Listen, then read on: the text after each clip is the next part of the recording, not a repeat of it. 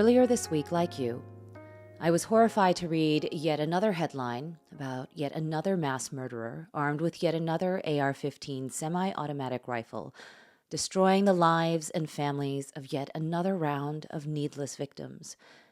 A 6-year-old boy lost his mother, father, and 3-year-old brother. A young mother is currently lying unconscious in a hospital bed. When she wakes up, she'll learn that her 8-year-old and 11-year-old daughters were killed. I'm sick of these stupid headlines. I'm sick of the helplessness I feel every time this happens. I'm sick of how quickly politicians move to gaslight what by now can only be described as a national epidemic of chronic grief. Because that is exactly what this is. We are in a state of constant grief. Unlike normal grief, we are never allowed respite from our mourning. Instead, we're forced to endure 208 mass shootings in less than half a year. We have been terrorized by the slaughter of 15,038 human beings in less than half a year. We are being conditioned to normalize the senseless murder of 96 children in less than half a year. So why is the United States so embarrassingly and fatally obsessed with guns? Well, I didn't have to look very far to find the answer to that. Just a couple days ago, Laura Ingraham told her 3.3 million watchers the following. Their anti-Second Amendment crusade is now and always has been about raw power. Disarming the public is critical to preserving power no matter how tyrannical any country's leadership gets. Now, given everything that we've learned about Tucker Carlson et al., thanks to the fine folks at Dominion, who, in my opinion, deserves a Nobel Prize, it's entirely possible that Ingraham doesn't believe her own bullshit, but still gets paid a lot of money to keep dishing it out. For her and so many others, this is just a game. And according to her, the Democrats are not playing by the rules. Rather, the Democrats are using the mass shootings as a way to distract people from what they truly care about, the economy. But you see why Democrats want to talk about guns? Anything to avoid this subject on everybody's mind. It is totally unnerving how effectively Fox News deploys the straw man playbook to trick its watchers into believing that their fight is the noble one, that a right premised upon the idea that the death of 8 people, including 3 children, is a mere distraction, is worthy of protecting, that the Democrats are trying to disarm America as part of some super secret long game conspiracy that will result in what? The crowning of Obama as king? A military coup?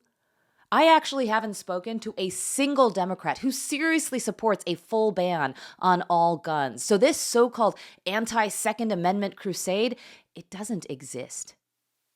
What I find so hilarious, of course, is that the most ardent gun supporters often can't even tell you what it says. A well-regulated militia being necessary to the security of a free state, the right of the people to keep and bear arms shall not be infringed. Now, notably, the Second Amendment, it doesn't even mention the word gun. The Second Amendment guarantees a right to bear arms, a capitalized term, but then provides no definition for that term. In plain English, arms refers to weaponry. It does not necessarily limit itself to guns. So why not read the Second Amendment to guarantee the right to bear missile launchers, grenades, biological weapons? Because but for our country's obsessive fixation with guns, we all agree that the Second Amendment was never intended to guarantee a carte blanche right to harbor any and all weapons, and should thus be subject to limitation. The Second Amendment expressly refers to the right of the people, which comes on the heels of the phrase free state. At best, the Second Amendment is ambiguous with respect to whether it's meant as a collective right as opposed to an individual one. Contrast the Second Amendment to the Fourth Amendment, which explicitly clarifies that the right is meant to protect the individual. Quote, the right of the people to be secure in their persons, houses, papers, and effects against unreasonable searches and seizures shall not be violated. Another thing. The Second Amendment expressly prefaces the right to bear arms upon the need for a, quote, well-regulated militia. It follows, then, that should that need change or disappear altogether, the right, too, should change or disappear altogether. Repealing a constitutional amendment, while difficult, it isn't impossible. In fact, we've done it before. The 21st Amendment was ratified to repeal the 18th Amendment, prohibition. The fact that there's a mechanism in place to repeal a prior amendment proves what any rational, sane person would agree to, again, outside the context of our obsession with guns. Some amendments will not stand the test of time and should either be amended or simply discarded. Even the Republican-led Supreme Court no longer pretends that the need for a well-regulated militia can justify over 200 mass shootings in less than half a year.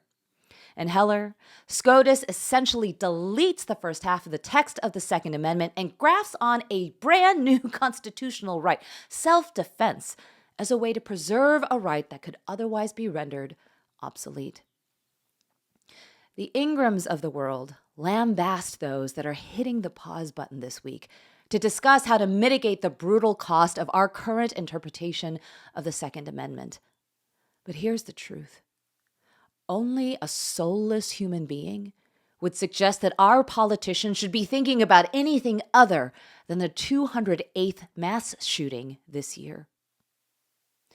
While stretching at the gym yesterday, on a morning where millions of people were discovering that another shooting in Texas had resulted in the death of 8 people, including a 3-year-old toddler, my husband, Anthony, overheard 2 men chit-chatting about their Remingtons, pump-action shotguns.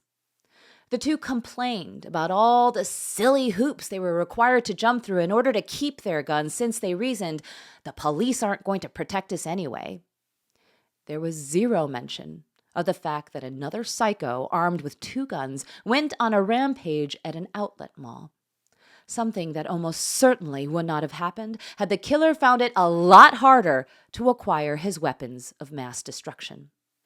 This sort of obscenity represents, for better or worse, the state of our country, a devastating deficit of empathy and an unwillingness to confront our nation's complicity in the death of its own people.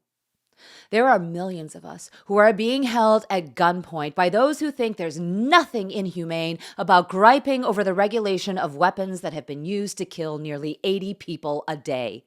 Yesterday, I watched a post by the ever-optimistic and impossibly eloquent Cory Booker, who cautioned us against giving into our despair, the inevitable ennui that fills the crater left by compulsive reminders of our lack of agency. He said, "We can't stop speaking about this," touching upon a truth so uncomfortable I literally started fidgeting. I'm sick of talking about this. Slowly but surely, grief will erode our hope.